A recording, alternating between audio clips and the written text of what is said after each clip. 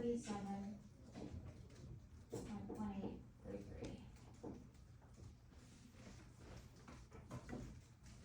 Once you've written that down, you move on to choice 2.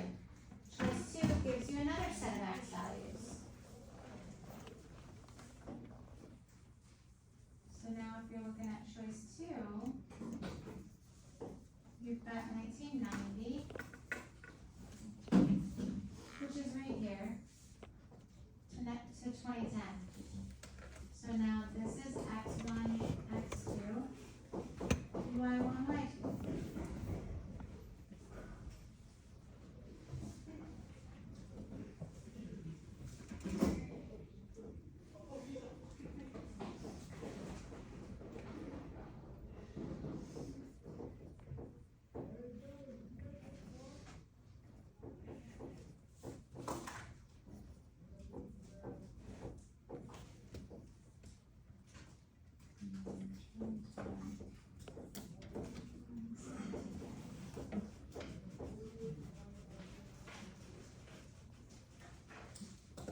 Again, do the calculations. Don't just sit and watch.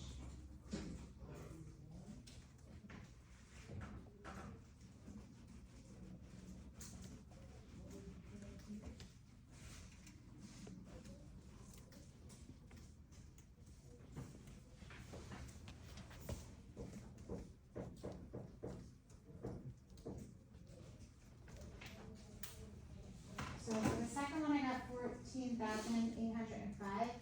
So we're being asked for which average rate of change is the greatest. So that would eliminate choice 1, right? Because this number is bigger than this one. So I know that's not choice 1. But I still don't know about 3 and 4. So you still have to go through. It's a problem that's going to take a few minutes.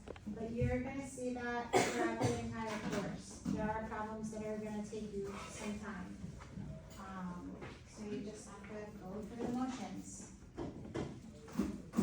Number 3, we've got 1950 to 1970. So, here to here.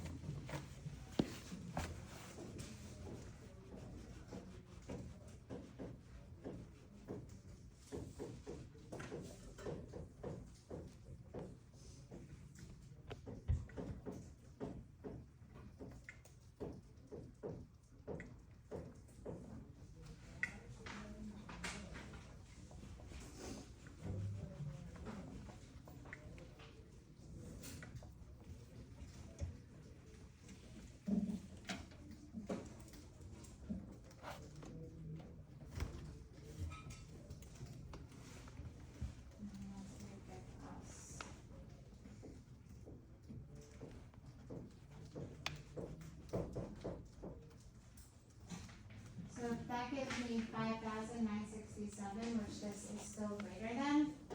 So not choice 3, right? And then we have to do choice 4.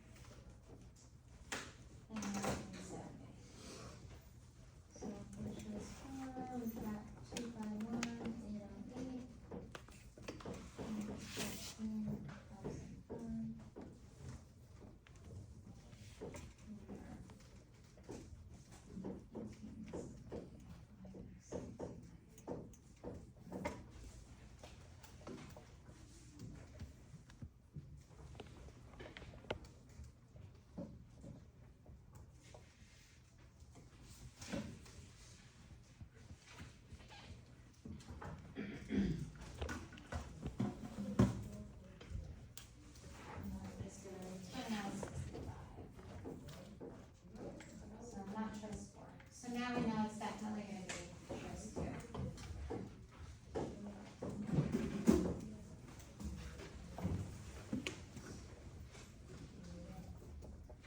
Any questions on that first one?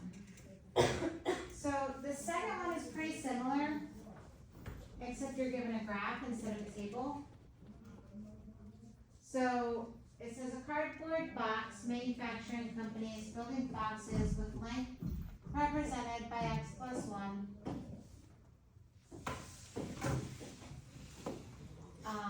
Width is 5 minus x and height is x minus 1. The volume of the box is modeled by the function below. Over which interval is the volume of the box changing at the fastest average rate of change? So again, the choices represent x values. So now you have to use the graph to get the y values. So if we look at choice number 1, the x values are 1 and 2.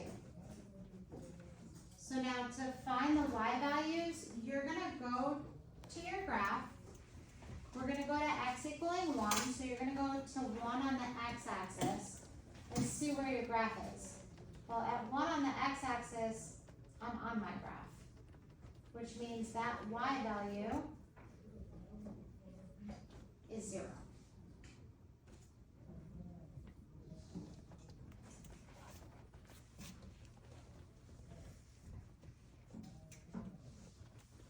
Now, what is the y value for x equaling 2? So that means you go to 2 on the x-axis, right? Here's 2 on the x-axis.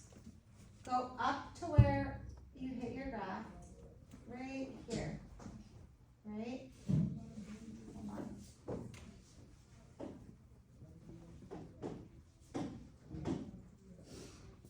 So here's 2. And then the graph hits right above that, right? It's in between these two. So you go to x equals 2, go hit your graph, and then go to the y-axis from there. You want to see what's that y value, right? So if you look, these are going up by 2s. 2, 4, 6, 8, 10. So in between 8 and 10 is 9. So that means when x is 2, y is 9. Okay?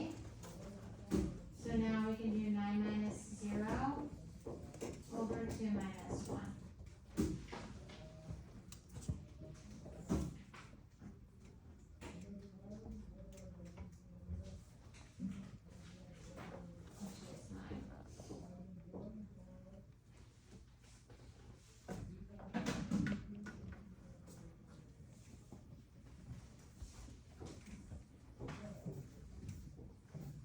So for the second one,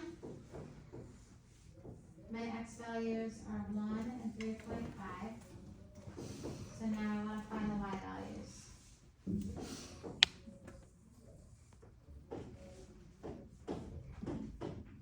So 1 is the same as it was. That's one of my zeros. So I got that y equaling 0. But then if you look at x equaling 3.5, here's 3, here's 4. So 3.5 is right in the middle, right? So there's 3.5. Now do a straight vertical line up to your graph. Straight vertical line up to my graph. Brings me to right here. So to get your y value, you now want to do a horizontal line over to the y-axis and see where that is. So it's in between these two values. So this is 16 and that's 18. So that y value is 17. You have to be able to read a graph. So now you can plug the numbers in. 17 minus 0 and 3.5 minus 1.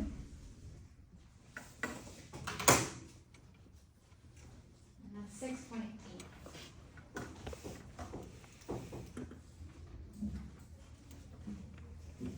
So now we do number 3.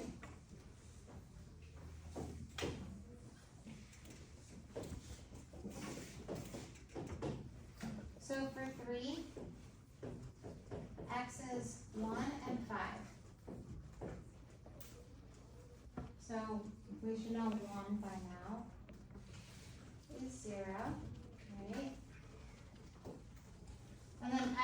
equaling 5, you're gonna go to 5 on the x-axis, and that is on our graph. So that means y is 0.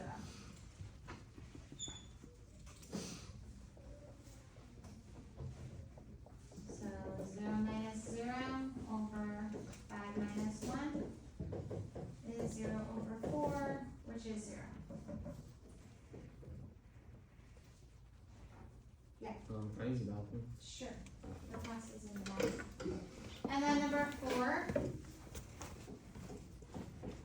our x values are 0 and 3.5. So let's see what the y values are.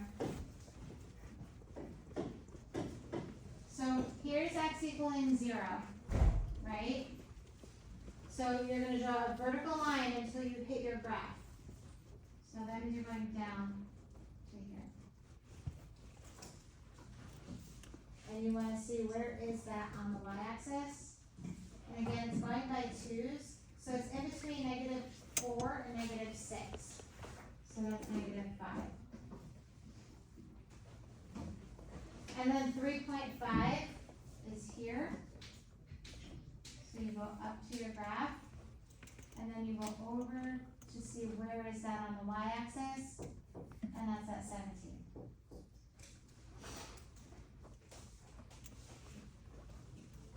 Once you have those values, you can find your average rate of change.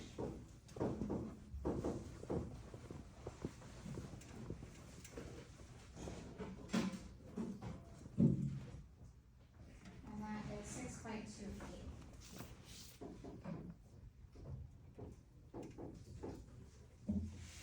So now we can see from here that choice 1 is the biggest or the greatest average rate of change.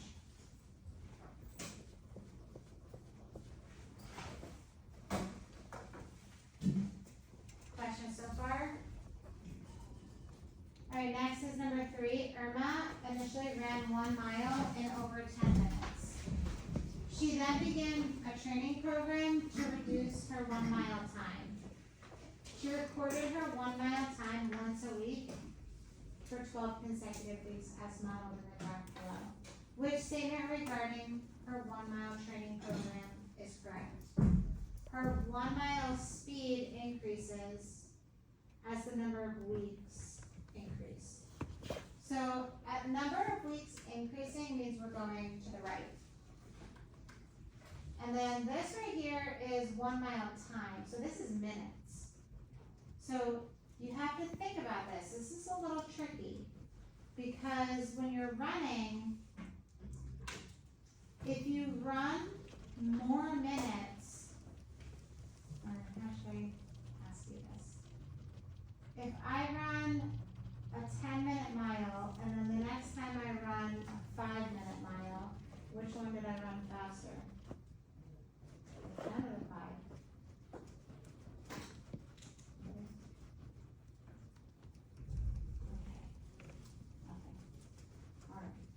So, when you're running, the lower amount of time it takes you to run a mile, the faster you're running. Okay? So if I run a 2-minute mile, a 3-minute mile, then I run a 2-minute mile, that means I got faster because I ran the whole mile in less time. Okay? So that's going to be confusing for this graph though, because it says her 1 mile speed increase. This is time. So if the time is going, if you're looking for an increase in speed, you're looking for the time to go down. Okay? So increase in speed is equal to the time going down. Right? If your time goes down, you got faster. So what they're saying with choice 1, it says her 1 mile speed increased. So her minutes are going down as her weeks go to the right. So is that true looking at the graph? Are the minutes going down as we go to the right. And you should see that it is, right? But it's a little tricky there because you have to know the relationship between the time and the speed, okay? Number two, if you look at this, her 1 mile speed decreases. If her speed decreases, that means her time is going up. So that means, and it says as the number of weeks increase. So this would be looking like this. Her time would be going up as we go from left to right. And then if you look over here, if the trend continues, will she run under a 6-minute mile by week 13? So if you just kind of continue this graph, it kind of goes like that, right? And then week 13, 6, 7, 8, 9, 10, 11, 12, 13 is right here. So, and then it says she will run under 6. Here's 6 right here.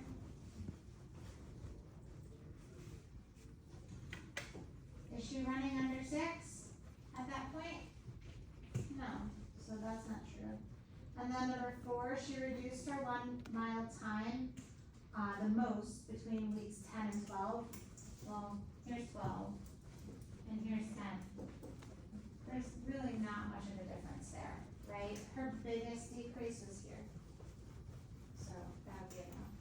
So number 1 is the only one that is the correct answer. All right, next page, number 4.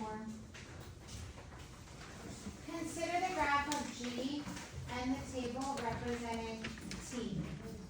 Over the interval 2 to 4, which statement regarding the average rate of change for G and T is true? So all these choices are comparing the average rates of change, which means you need to find them, okay? So you have a graph here, you have a table here. The interval is 2 to 4. So those are the x values, okay? So for the graph, you're going to have to find your y values using your graph. For the table, you're using x equaling 2 and x equaling 4. So you're using those 2 points. So you should be able to calculate, you should all be able to calculate your average rate of change. For the table, you want to find your, for the graph, you want to find your y value when x is equal to 2. So you go to 2 on the x-axis, and you draw a vertical line up until you hit your graph. And then you go to the y-axis. So we've got 1, 2, 3, 4, 5, 6. We've got a y value of 6 when x is equal to 2. And then we want to look at x equaling 4, and we want to find that y value. So here's 4, right? So vertical line until you hit your graph, and then over to the y-axis. 7, 8, 9, 10. So this is 10 on the x. Or on the y, sorry. So now that you have those 2 numbers, you can do your slope formula. So it's 10 minus 6 over 4 minus 2.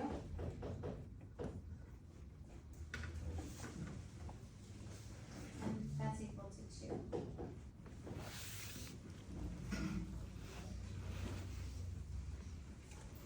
So the average rate of change for G is 2. Over here for T, we've got y2 minus y1, so 3 minus -5, over x2 minus x1, so 4 minus 2.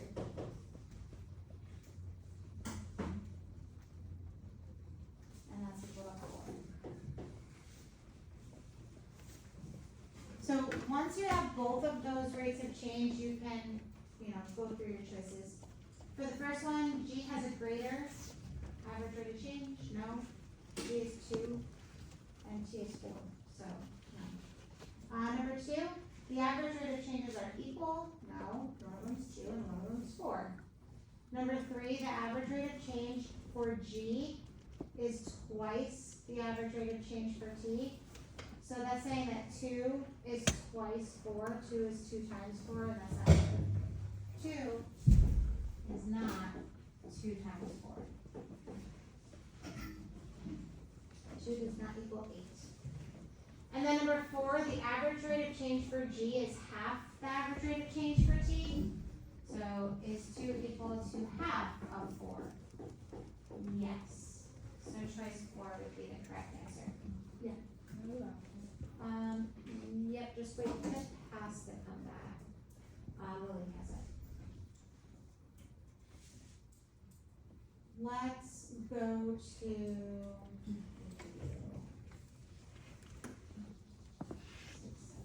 let's go to number 8.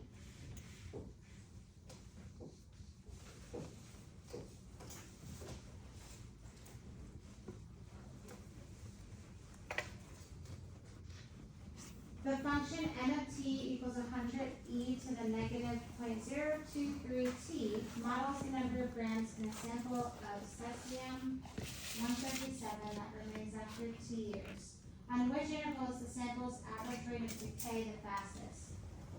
Okay, so this is kind of like 1 and 2 where you're going to have to go through all your choices. Okay, now again, like I told you, you're going to see some different equations, right? So E is something that you're going to learn this year, very similar to pi, where it just represents an irrational number.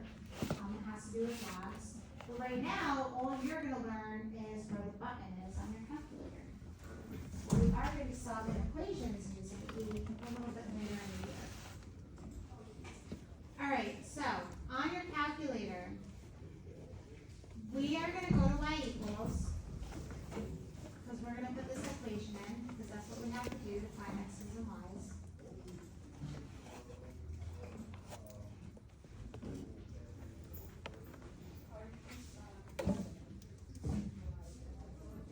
So the E button is the division button. If you press the second and then division, that's your E.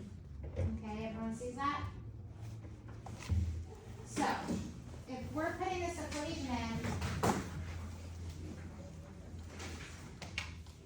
we're going to do 100 second division, and then we're going to raise that. So we're going to press the caret button, which is above the division sign, and then negative 0.023, and then it's t.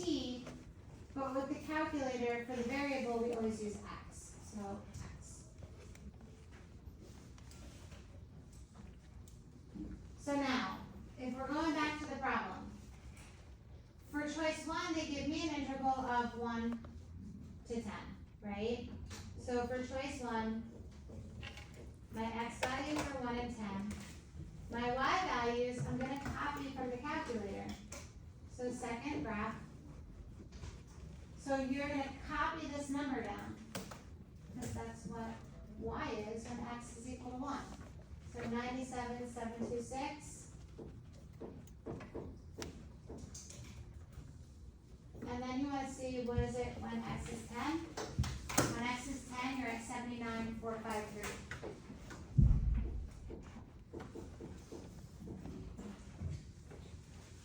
Once you have those 4 values, you're ready to do a your slope formula, right? So we've got 79,453 minus 97,726 over 10 minus 1. So go ahead and calculate.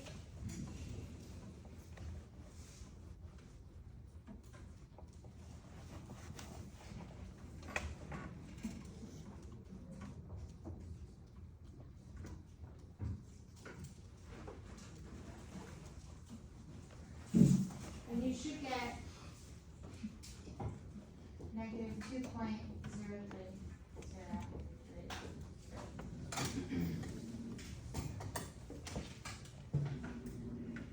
So now what's good is you don't have to put any other equations in the calculator, but you do have to write your little chart and do the math for each one. But for choice 2, you have 10 and 20. So when x is 10, we just found that one. It's 79.453, right? And then we want when x is 20. So now we go back and we find when x is 20. You can scroll all the way down, all right, like however many times, but I'm gonna also show you a trick where you can just kind of hop to the number you need. If you go to table set, press second window. This is where your table is gonna start. So if I need 20 and I don't want to scroll down 20 times, I can put a 20 there and press second graph, and it's gonna start at 20. And you can still go up to wherever you want to go. It'll just fast track it for you. So 63.128 is that 20. 63.128. So now we want to do our slope formula.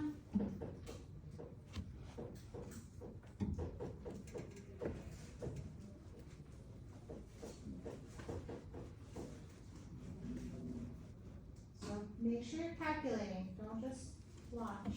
You need to practice so you can get the 100.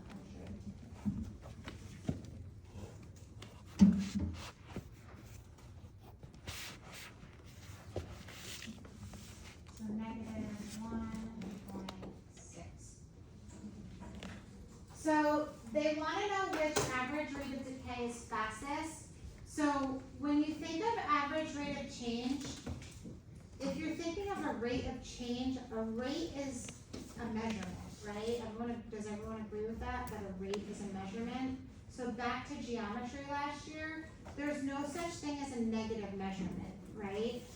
So when you see the negative on there, that just means that your rate of change went down as opposed to going up. So there was a decrease versus an increase, okay? So the rate itself, though, is the 2 and the 1. So this just means it went down, right? From 1 to 10, my numbers went down. That's what the negative means. But the rate itself, this would be a faster rate. Even though it's technically a smaller number, it's a faster rate because that 2 is greater than the 1 here. So we know choice 2 is the answer. So choice 3, I've got x in 15 and 25. So we want to find the y's. So 15, 70.822.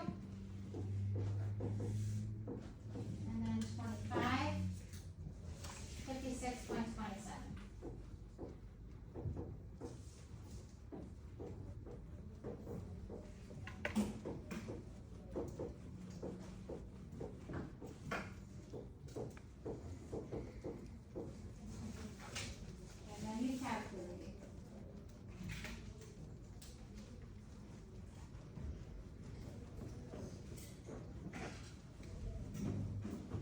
So you get negative 1.455.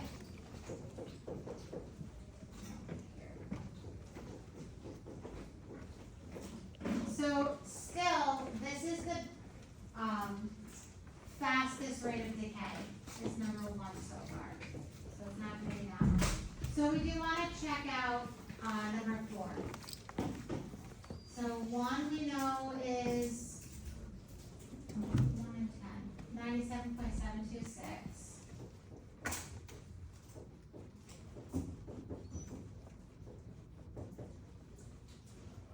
And then 30 is the next one. So we're going to look at 30 here. 50.158.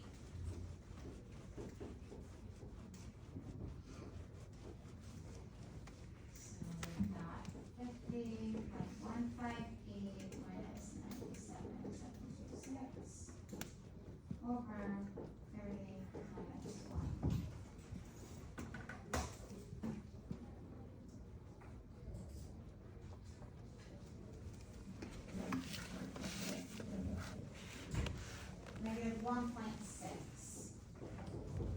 So that tells us that choice 1 is our correct answer. Fastest written today. Any questions? Alright, so let's try the next one. Number 9. The equation t equals 1 over 0.0105 ln of a over 5,000 relates time t in years to the amount of money A earned by a $5,000 investment. Which statement accurately describes the relationship between the average rates of change of t on the intervals 6,000, 8,000, 9,000, and 12,000?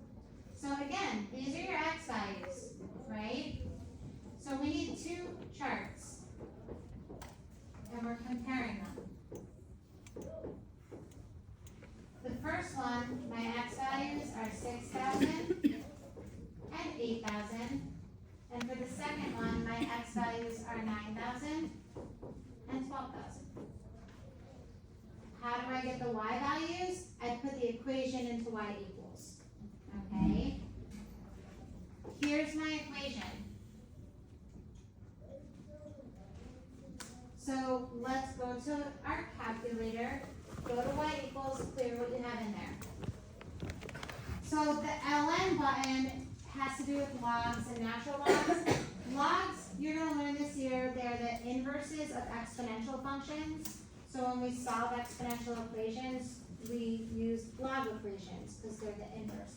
And really, it's just a button on your calculator, even when we're solving the equations. But the ln, which is the natural log, is right next to the 4. Everyone sees it? Right to the left of the 4. So you'll be using that button for this one. So we're going to y equals. We have a fraction.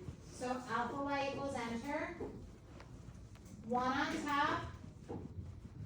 And then 0.0105 on the bottom. And then you're going to right arrow to get out of the fraction. Then you're pressing the ln button.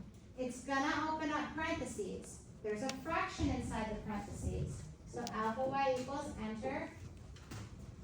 Then your variable is on top. Your variable is always x, no matter what the problem looks like. And then on the bottom, you're putting 5,000. Right arrow to get out of the fraction. And then you can close your parentheses. So now we're going to go to the t chart, right? Second graph. So our x value is 6,000. We don't want to scroll 6,000 times. Everyone agrees with that? So we're going to go to the table set, second window, and we're going to put 6,000 in there. And then when I go to my table, it's going to start at 6,000. Okay? It's a very useful tool. So 17.364 is what I put in there. So now you practice, because look at the next x value. Next x value is 8,000. You don't want to scroll 2,000 times, right? So you're going to do second window, change it to 8,000. And now your table will start at 8,000. There it is. So you copy the number, 44.762. Then you might as well fill in the other chart. Go to 9,000. Second window, 9,000. That's where you want your table to start. There we go, 55.98. And then the next is 12,000. Second window, 12,000. Second graph, 83.37. So now that you have all the values that you need, you can do slope formula here, slope formula here. Then you can compare them. So go ahead and calculate the slope formula for each.